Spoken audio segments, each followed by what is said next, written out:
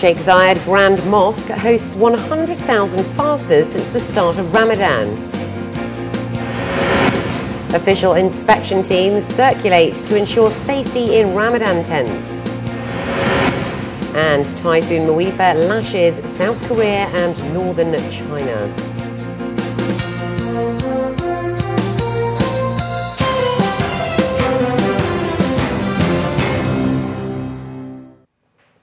This is 7 National News. In our top story, the Sheikh Zayed Grand Mosque has received 100,000 fasters since the beginning of the holy month of Ramadan, according to officials. This was seen through the Providing Iftar to a Faster project, which was launched annually for the soul of the late Sheikh Zayed bin Sultan Al Nahyan for the holy month. Through the mosque centre, up to 20,000 iftar meals are offered on a daily basis in 14 air-conditioned tents, which is organised and served by 300 people. The project also includes a course for young girls and boys to memorise and recite the Holy Quran, a Taraweeh prayer programme and a number of religious lectures delivered by a number of scholars, hosted by His Highness Sheikh Khalifa bin Zayed Al Nahyan, the President of the United Arab Emirates. The centre is sponsored by His Highness Sheikh Mansour bin Zayed Al Nahyan, the Deputy Prime Minister and Minister of Presidential Affairs.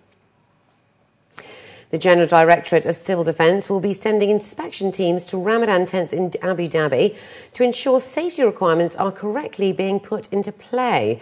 The inspections will be carried out across private residences, hotels and restaurants, where the installation of electric wires will be at the top of the list for inspections. According to Colonel Mohammed Abdullah Al-Nuaimi, the Acting Director General of the Civil Defence, other key inspection areas will be the use of fire-resistant tent material as well as emergency exits, which must be at least 1.5 metres away from electrical sockets. Additionally, the kitchen must be a safe 20 metres away from the main dining area, lights must be at least 40 centimetres away from the tent's roof, and iftar tents must be 4 metres away from neighbouring buildings. And finally, gas canisters must not be stored in the tents at any time. Fasting for pregnant women depends on both the health of the mother and the baby, according to a fatwa issued by the Dubai Islamic Affairs and Charitable Activities Department. A pregnant woman may break her fast should she find it difficult to protect herself from health problems, which should be on the recommendation of a qualified doctor. According to a local paper, scholars stated that the women must only make up for the missed fasting days as she is considered ill, and few scholars believe that she should feed the needy. If the fasting is likely to harm only the fetus and not the expectant mother, then she must make up for the days she missed fasting and also feed the needy for each day she's missed. Dubai police are stepping up community awareness around the risks associating fireworks. A lecture for the youth was held by the police at the Bil Rumaitha Club to warn of the risks and dangers of celebrating with unlicensed fireworks, which are hugely popular during Eid. At the lecture, Major General Mohammed Eid Al Mansouri, the director of the department, warned of burns and disfigurement, as well as the possibility of permanent disabilities associated with the illegal goods.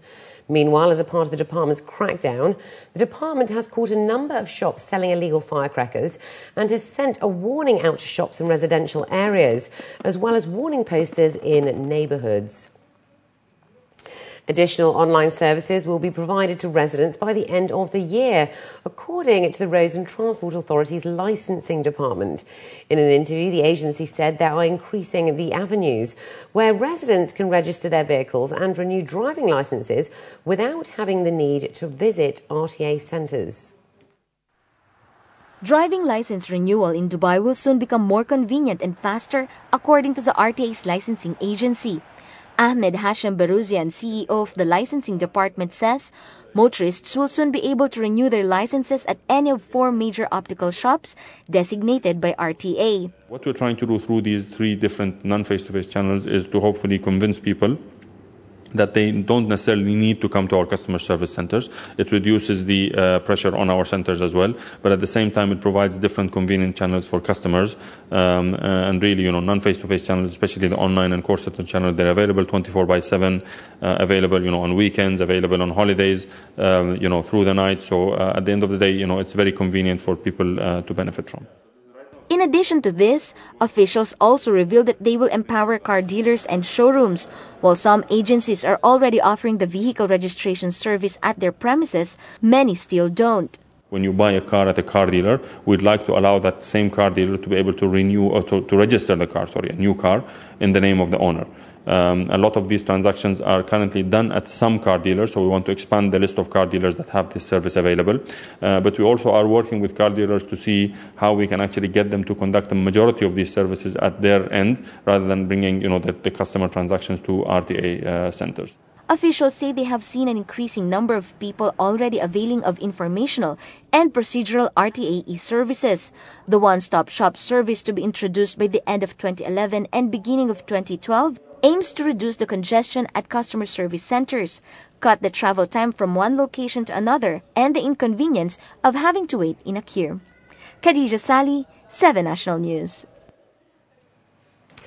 In an effort to highlight the growing number of young artists in the region, open the line of communication and promote culture interaction, the annual Arabia Off-Screen is now on. Organisers are continuing to invite up-and-coming art enthusiasts to join them on a cultural and artistic expedition in the Kingdom of Saudi Arabia. According to them, the art scene in the kingdom is undergoing a rapid development that reflects both the old and modern-day oil-rich country.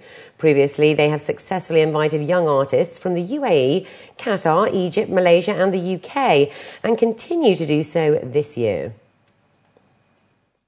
Arabia Off-Screen invites Emiratis and residents from the UAE between the ages of 16 to 24 years old to apply simply by sending a piece of their art and a simple statement as to what they believe, what their manifesto is as artists. The deadline for submitting the work to the website is the 14th of August, and a shortlist will be drawn up and the final participants decided at the very end of August, the beginning of September. The actual trip will take place between the 1st and the 17th of December.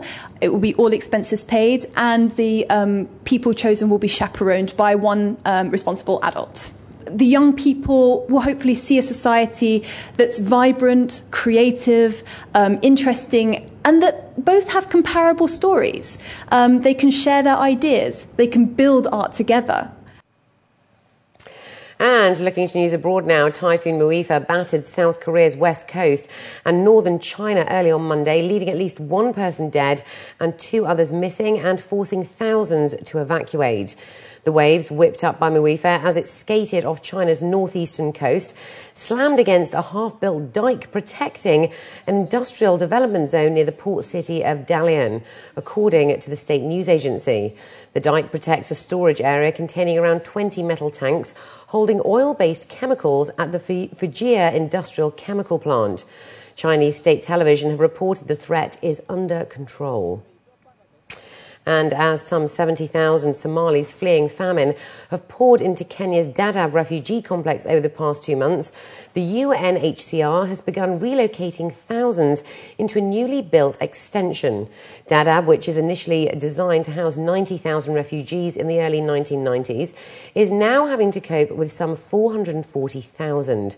Newly arriving refugees have been setting up makeshift housing in what is known as IFO3, an ad hoc extension outside the main camp, where security is lacking and population monitoring is virtually impossible.